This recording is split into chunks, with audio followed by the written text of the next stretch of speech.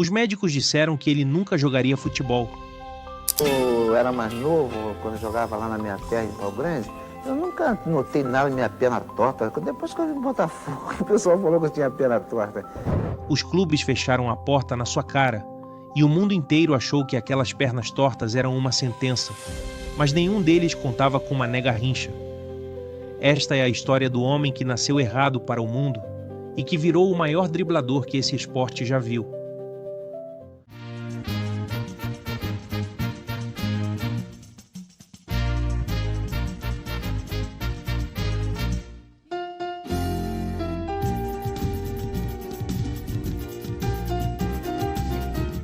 28 de outubro de 1933. Nasce em Pau Grande, distrito de Magé, no Rio de Janeiro, Manuel Francisco dos Santos, um dos 15 filhos de uma família humilde de operários. Logo na hora do parto, a parteira notou algo diferente. A perna esquerda curvada para fora, a direita para dentro. Um diagnóstico médico que não deixava dúvidas. Aquele menino seria incapacitado para a vida esportiva. Mas sua irmã Rosa tinha um olhar diferente. Ela olhou para o irmão pequenininho e frágil e pensou num passarinho que ela conhecia bem. Difícil de pegar, ágil demais. E foi assim que Manuel virou. Garrincha. Depois fui para minha terra, Pau Grande, senti que estava famoso, porque conversando com os amigos, um deles falava. E minha casa vivia muito cheia de gente, e eu saía também para fazer compra, e viajava sempre de trem, e sentia talvez assim, vinha cansado dos treinos e achava que o pessoal ali não estava assim, perturbando um pouco. Então eu me sentia um pouco cansativo da vida de ídolo. O apelido era de um pássaro. O destino ainda ninguém sabia, mas seria o de uma lenda. Garrincha cresceu nas ruas de terra de Pau Grande jogando pelada. Sem chuteira, sem uniforme, sem nada. Só a bola, as pernas tortas e um talento que ninguém conseguia explicar. Aos 15 anos foi trabalhar na fábrica de tecidos da cidade. Mas o campo de futebol do time amador da fábrica era onde ele realmente vivia.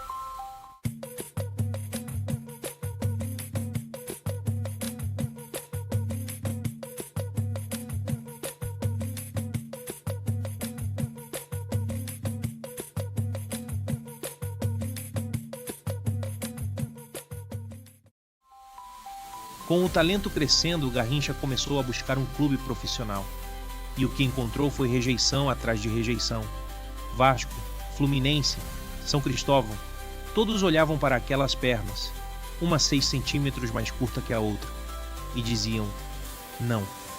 Era como tentar convencer o mundo de que um pássaro com uma asa diferente podia voar mais alto que todos os outros. Mas em 1953, com 19 anos, chegou a vez do Botafogo. O técnico não quis nem conversa.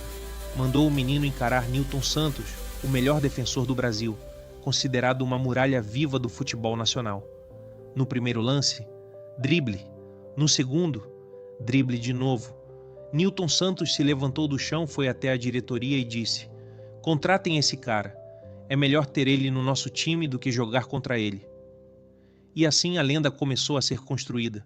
Na estreia pelo Botafogo, Garrincha marcou 3 gols. 3. Na estreia.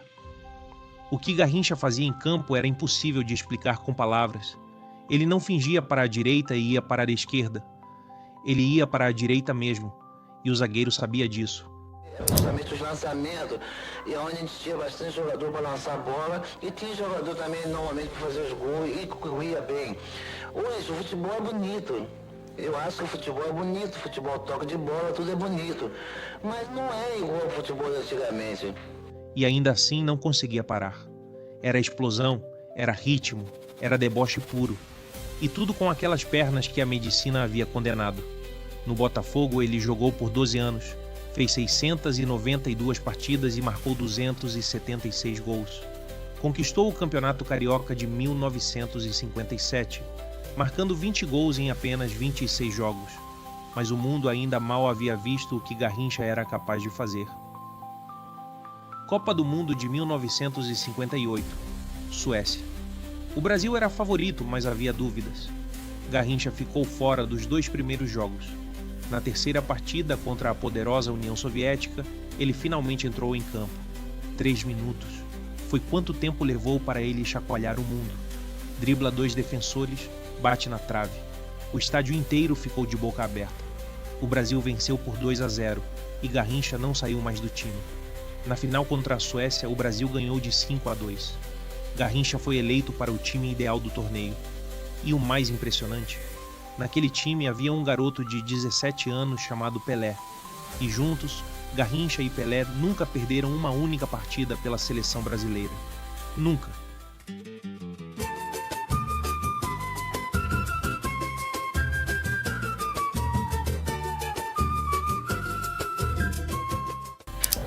Estou sempre, gente, perguntando as coisas e me querendo bem. Então eu viajo muito com o milionário.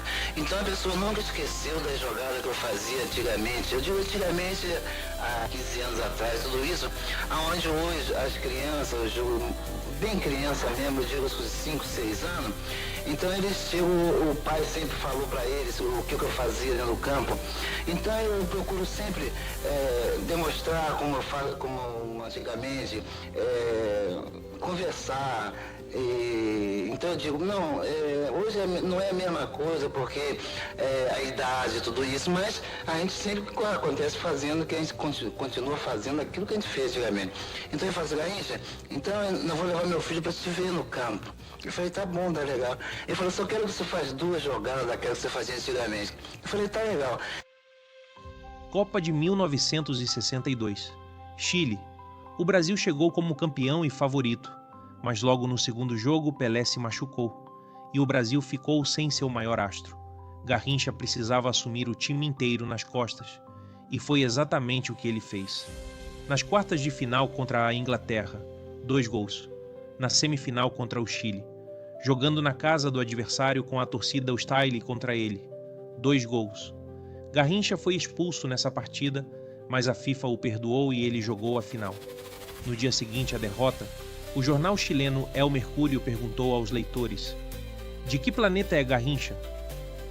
Na final contra a Tchecoslováquia, o Brasil venceu por 3-1 e Garrincha foi eleito o melhor jogador do torneio, ganhando de uma vez só a bola de ouro, a chuteira de ouro de artilheiro e o título mundial. O único jogador da história a conseguir esse feito. Mas toda a história de ascensão tem seu peso. Fora dos campos, Garrincha era diferente. Simples demais para o mundo complicado que o cercava. O alcoolismo que herdou do pai foi crescendo aos poucos. Os problemas nos joelhos foram minando seu corpo. Precisava de injeções para aguentar jogar. Saiu do Botafogo em 1965. Passou pelo Corinthians, pelo Flamengo, por clubes na Colômbia. A estrela foi se apagando, mas o povo nunca o abandonou. Em 1966, na Copa da Inglaterra, foi sua última vez com a amarelinha. O Brasil caiu nas oitavas e Garrincha nunca mais jogou um Mundial. Aos 50 anos, em 20 de janeiro de 1983, Garrincha morreu em um hospital público vítima de cirrose hepática. Morreu pobre, morreu sozinho, morreu como vivia, longe do glamour que merecia. Em seu túmulo está escrito: aqui jaz em paz aquele que foi a alegria do povo, Mané Garrincha. Podiam levar o dinheiro, podiam deixar os joelhos acabados, podiam apagar os anos finais, mas não podiam apagar o drible. Garrincha foi mais que um jogador de futebol. Ele foi uma prova viva de que o corpo humano, mesmo torto, mesmo diferente, mesmo condenado, pode fazer coisas que ninguém ousou imaginar. O Estádio Nacional em Brasília leva seu nome. Os poemas de Vinícius de Moraes carregam sua essência. E cada vez que alguém dribla com alegria e liberdade, há um pouco de Mané Garrincha naquele momento. Porque Garrincha não jogava para ganhar, jogava para se divertir. E nessa simplicidade estava toda a genialidade. Se você curtiu essa história, deixa o like, se inscreve no canal e me conta nos comentários. Você conhecia a história completa de Garrincha?